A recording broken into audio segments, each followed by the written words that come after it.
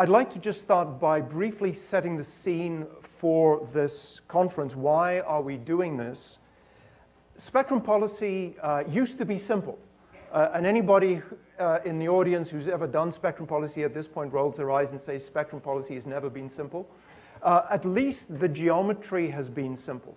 Because in the good old days, it used to be that licenses were points. There was an antenna, there was a transmitter at a point, a transmitter, for example, for TV. Or you had a geostationary satellite, there was an orbital slot, there was a point.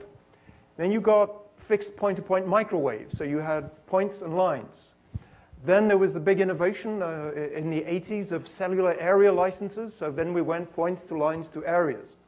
What we're seeing now is a move to volumes, so the geometry gets much more interesting.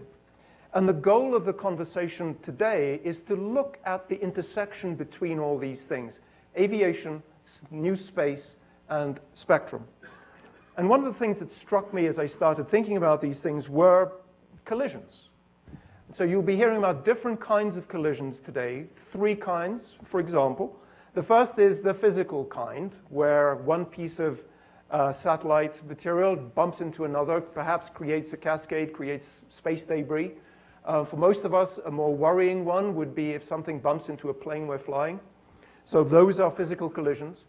There are collisions of radio signals inside receivers, known as interference.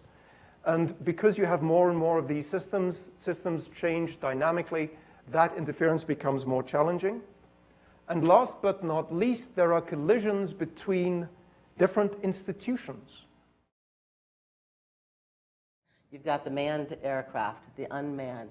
You've got the CubeSats. You've got things being launched from space, not just from the ground, right? So you've got Made in Space launching small satellites from the space station. There's all sorts of different players that need to come together to talk, because it's only that integrated dialogue that's actually going to kind of get to a safe environment. In fact, the advances in space and the advances in aeronautics are somewhat synergistic, because they all have to do with things getting small and things being autonomous, right? Those 2 advances, small and autonomous, lead to unmanned aerial systems, drones, or what have you.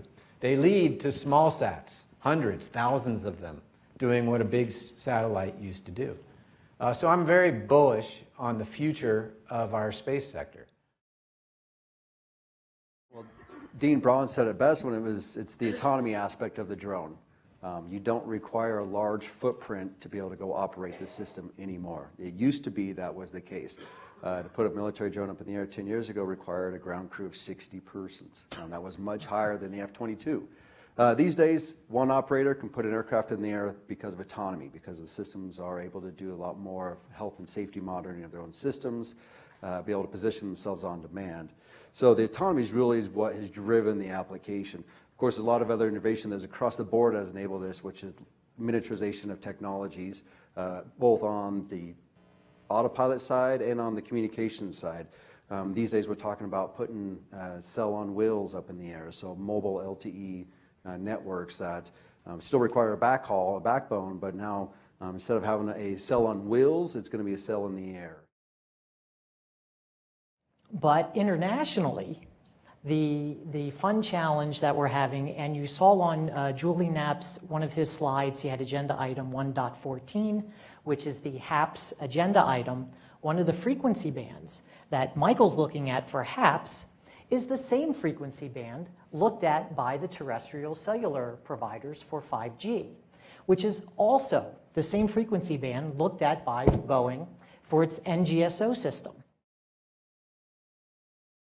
That's what we're trying to unleash with some of the policies we did, the last 8 years, as well as what I hope is being discussed in DC is, we had the computer revolution based off the miniaturization of transistors on chips, and that led to, obviously, $1 trillion of economic growth in over a decade, combined with the internet, and that was all terrestrial. So how do we take that type of thinking and investment into this new, I think, frontier is a key question.